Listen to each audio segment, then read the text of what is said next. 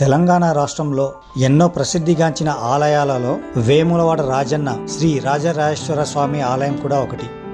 ఈ ఆలయంలో శ్రీ రాజరాజేశ్వరి దేవి సమేతుడై రాజరాజేశ్వరుడు లింగ రూపంలో వెలిసి నిత్యం పూజలు అందుకుంటున్నాడు.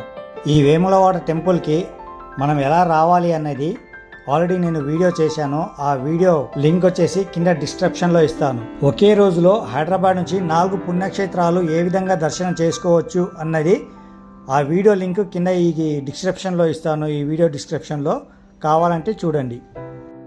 ఈ టెంపుల్ని మళ్ళీ కొత్తగా కన్స్ట్రక్షన్ చేస్తున్నారు.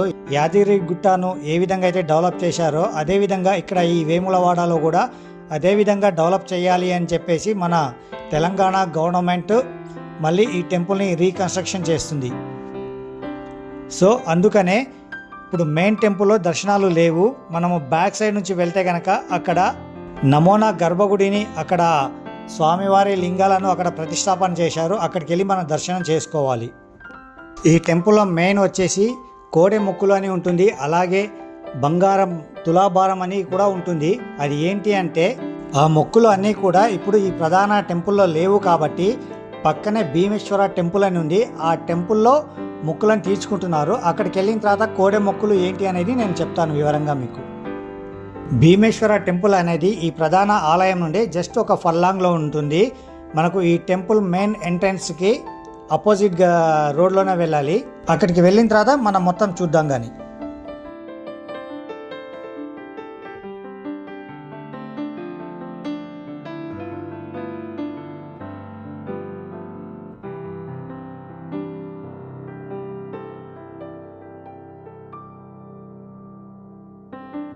భక్తులు తమ కోరికలు నెరవేరిన తర్వాత కోడె మొక్కు అనేది ఏంటి అంటే కోడెను కట్టడానికి 200 రూపాయలు ఇక్కడ ఛార్జ్ చేస్తారు. ఈ 200 రూపాయలు మనం టోకెన్ తీసుకెళ్ళి గుడి లోపల కోడెలు ఉంటాయి, వాళ్ళ దగ్గరికి వెళ్ళేసి ఈ టోకెన్ ఇస్తే వాళ్ళు ఒక కోడెని ఇస్తారు. ఈ కోడె మొక్కు ఎందుకు చేస్తారు అంటే పిల్లలు లేని వాళ్ళు, అలాగే దీర్ఘకాలిక అనారోగ్యంతో బాధపడుతున్న వాళ్ళు, ఫైనాన్షియల్ ప్రాబ్లమ్స్ ఉన్న వాళ్ళు ఉన్నా కానీ ఇక్కడికి వచ్చి స్వామి మా ప్రాబ్లమ్స్ అన్నీ తీరిపోయాయంటే మేము కోడె కడతాను అని చెప్పి ఇక్కడ స్వామివారికి మొక్కుకుంటారు. అలా మొక్కిన తర్వాత వాళ్ళ ప్రాబ్లమ్స్ అన్నీ సాల్వ్ అయ్యి పిల్లలు పుట్టిన తర్వాత ఇక్కడికి వచ్చి కోడె కడతారు. కోడె కట్టడం అంటే ఇక్కడ స్వామివారి గుడి చుట్టూ ఒక ప్రదక్షిణ చేసి స్వామి నా కోరికలు తీరాయి, నేను అనుకున్న ప్రకారము నేను మీకు కోడె కడుతున్నాను అని చెప్పేసి భక్తులు ఇక్కడికి వచ్చేసి కోడెని తిప్పుతారు. అందుకని ఇక్కడ కోడె కట్టు అనేది చాలా ఫేమస్ అయింది. అలాగే బంగారం కూడా తులాభారం చేస్తాను అని మొక్కుకుంటారు. బంగారం అంటే బెల్లాన్ని తీసుకొచ్చేసి తులాభారంగా స్వామివారికి సమర్పిస్తారు. సో ఈ విధంగా చేయడం వల్ల భక్తుల కోరికలు ఖచ్చితంగా నెరవేరుతాయని చెప్పేసి ఇక్కడికి వచ్చే భక్తుల ప్రగాఢ విశ్వాసం.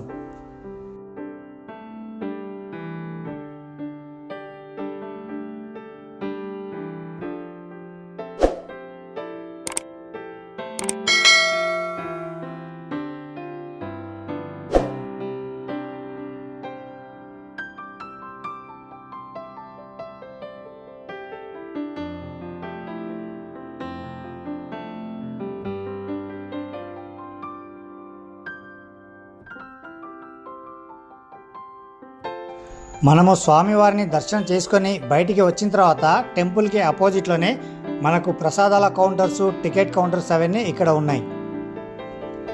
ఈ టెంపుల్ నుంచి మనం బయటికి రాగానే ఈ టెంపుల్కి జస్ట్ ఫర్ లాంగ్ డిస్టెన్స్లోనే అమ్మవారి టెంపుల్ ఉంటుంది. ఆ టెంపుల్కి వెళ్ళి కూడా మనం దర్శనం చేసుకుందాం. ఇక్కడ అమ్మవారిని శ్రీ బద్దిపోచమ్మ అని అంటారు.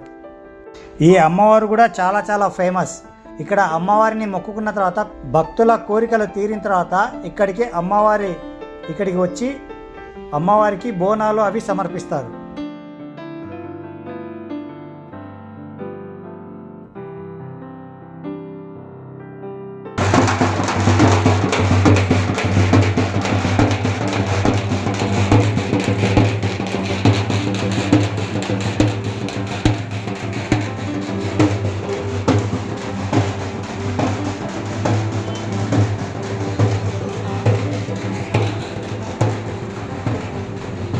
మేము ఇక్కడ దర్శనం చేసుకున్న తర్వాత ఇక్కడ నుంచి నాంపల్లి గుట్ట అని ఉంటుంది. జస్ట్ మనకు ఒక 3 కిలోమీటర్స్ ఉంటుంది.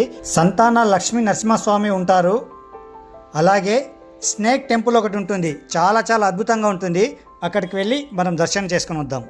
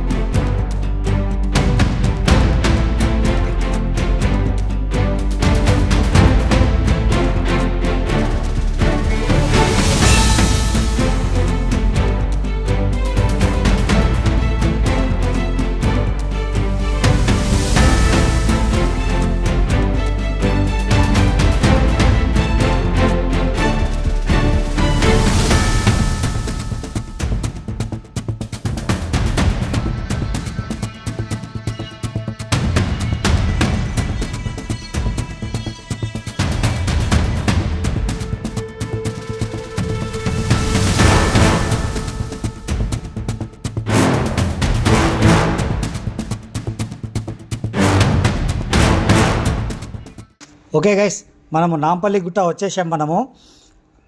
ఇది ఒక పెద్ద స్నేక్ ఉంటుంది. టాప్ యాంగిల్లో చూస్తే కనుక చాలా పెద్ద స్నేక్ ఇది. దీని లోపల నరసింహస్వామి ఉంటారనమాట.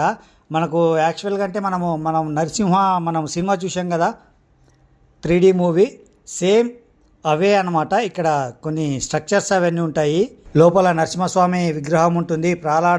ప్రహ్లాదుడు తండ్రి, ప్రహ్లాదుడు వాళ్ళ అమ్మ, వాళ్ళ విగ్రహాలన్నీ ఉంటాయి. అవన్నీ మనం చూడాలి. ఇక్కడ చూసిన తర్వాత ఇక్కడ నుంచి జస్ట్ ఫర్ లాంగ్లోనే పైన కొండ పైన మనకు సంతాన లక్ష్మీ నరసింహస్వామి ఉంటారు. ఆ స్వామివారిని కూడా మనం దర్శనం చేసుకుందాం. ఇక్కడ ఎంట్రీ ఫీ ఉంటుంది. ఎంట్రీ ఫీజు వచ్చేసి ఒకరొకరికి 10 రూపీస్ ఛార్జ్ చేస్తారు.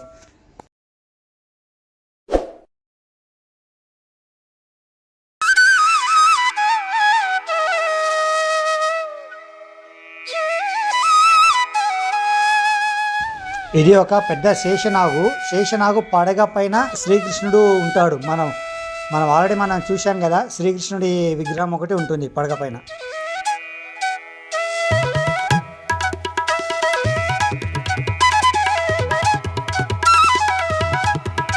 ఇక్కడ ఏంటి అంటే ప్రహ్లాదుని స్టోరీని బట్టి ఇక్కడ విగ్రహాలు ఇవన్నీ పెట్టారు. ప్రహ్లాదుని ఏ విధంగా అయితే హింసించాడు, ఏ విధంగా ఇది చేశాడు, తర్వాత నరసింహస్వామి ప్రత్యక్షమయ్యి ఆ ప్రహ్లాదుని తండ్రిని ఏ విధంగా కూర్చోబెట్టుకొని సంహరించారు అనేది ఇక్కడ కాన్సెప్ట్ అనమాట. ఆ కాన్సెప్ట్తో బట్టి ఇక్కడ ఈ శేషనాగు నిర్మించారు.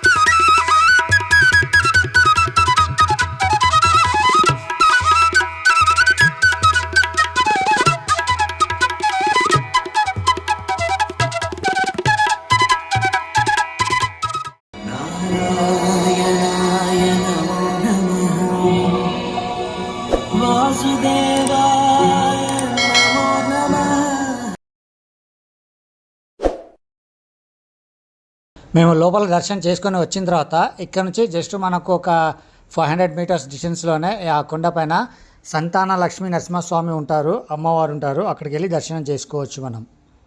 ఇక్కడ ఏంటంటే పిల్లలు లేని వారు ఇక్కడికి వచ్చేసి స్వామివారిని దర్శనం చేసుకుంటే పిల్లలు పుడతారని చెప్పేసి భక్తుల నమ్మకం కూడా.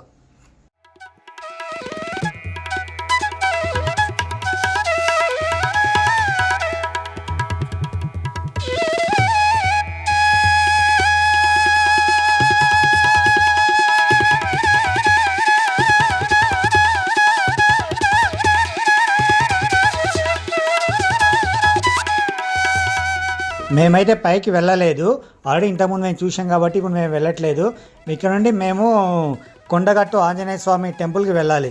కొండగట్టు అనేది ఇక్కడ నుంచి మనకు ఒక 35 కిలోమీటర్స్ ఉంటుంది. ఓకే గైస్, ఈ వీడియో కనుక మీకు నచ్చినట్టయితే ప్లీజ్ లైక్ చేయండి, షేర్ చేయండి. అలాగే కొత్తగా ఈ ఛానల్ని చూసిన వాళ్ళైతే కనుక ప్లీజ్ సబ్స్క్రైబ్ చేసుకోండి. సబ్స్క్రైబ్ చేసుకున్న తర్వాత బెల్ ఐకాన్ నొక్కడం మాత్రం మర్చిపోకండి. Okay guys, have a nice day, bye.